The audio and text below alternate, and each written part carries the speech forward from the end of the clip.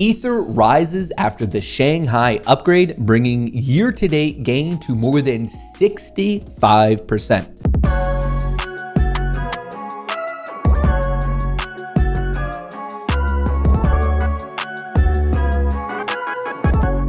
If you've been hodling your ETH, congratulations to you. There's been a lot of naysayers out there telling you that ETH would be flooding the markets and it was going to do nothing but plummet. Well, apparently those people were wrong. ETH is at 2K. Year to date, it is up 83%. The past week alone, it's up 7%.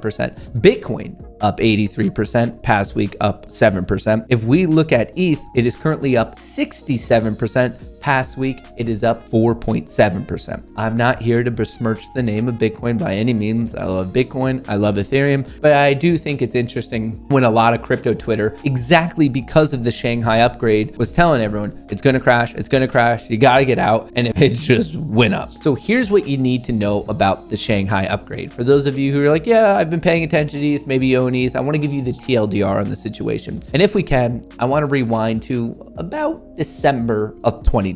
We're going to this particular time frame because that's exactly when the Beacon chain went live. What you need to know is this all relates to the world of the consensus mechanism. How do we ensure the security and validity of these blockchains? Well, you have proof of work and you have proof of stake. There are other consensus mechanisms, but these are by far the two most popular. Bitcoin runs on proof of work. That's why you need mining machines. That is the work. And basically everyone is racing with their computing power to solve extremely difficult mathematical problems. And once again, this is for the security and validity of the blockchain. That's at first how Ethereum's network was running. So Ethereum wanted to go from proof of work to proof of stake. So instead of using mining rigs, basically you're looking at all the people who have staked their ETH, and then randomly from the pool, someone is selected, they validate what's going on, and it's a little bit of random, but you have to own. So inherently with proof of work, you don't have to be an owner, you just have to have a mining rig set up. With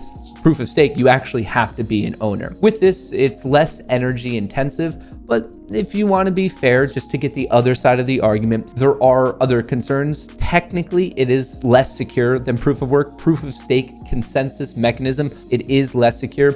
And also a big thing in the world of crypto is just the fact that you want decentralization. And when you do something like this, well, it kind of inherently is setting yourself up for centralization. So I just want to kind of give you both sides here. Also in the Shanghai upgrade, the transactions are going to get more efficient. That was an aspect of what's going on here. It's not going to be the main thing, but I just want to share that with all of you. But really, this is now officially to proof of stake. So the environmental impact going far down, and the overall, I guess, what you could say, efficiency, it is improving. So that's the main thing, is this all started in December of 2020 with the Beacon chain, where basically they had the side chain that was proof of stake while still running on proof of work. Fast forward to September of 2022, this was the merge event. This is when they merged the Beacon chain back into the main chain, and now it is proof of stake. It went from proof of work to proof of stake, except that was in September of 2022.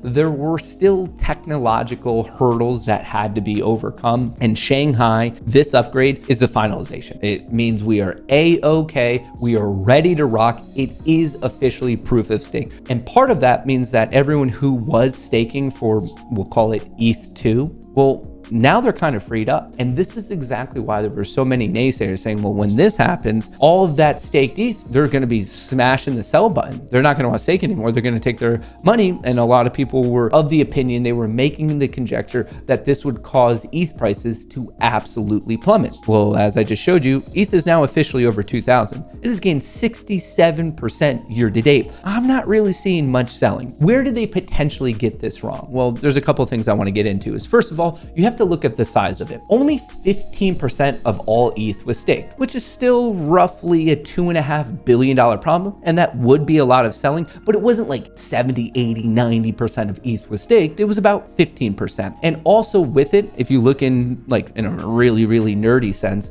if you look into it, well, only X amount of this ETH that was staked could be unstaked and sold per block. So it's not like all of a sudden you're going to see a flood of selling. It's intentionally segmented so that doesn't happen. And according to the block, if everyone was doing it as quickly as they possibly could, it would take 60 days just to sell 20% of the staked ETH. 60 days to sell 20% of the staked ETH. So all of this fear mongering that like it's gonna plummet and everyone's gonna unstake and sell, that's just not a solid technical understanding of the situation. Yeah, it could happen, but it would be more of a slow bleed situation. And once again, it's roughly a $2.5 billion chunk. And that's if they all decide to do it, roughly that 15% number. So this is why the naysayers, the people telling you it was going to plummet, got the situation wrong. I just don't think that they did a deep dive into it. If anything, people who are particularly hating on Ethereum network and Ether in general, I think their best argument is this movement from proof of work to proof of stake and some other things going on. It does set it up for centralization, but for me, I do like the technology that's being built on top of Ethereum. So I'm still a supporter of it. I'm still a supporter of Bitcoin. Those are by far my two favorites, but I just want to kind of keep you up to date of what's going on and why a lot of people who were calling for doomsdays, surprise, surprise, were wrong, especially as it relates to the Ether/Ethereum Shanghai upgrade. Obviously, if you have any questions, let me know.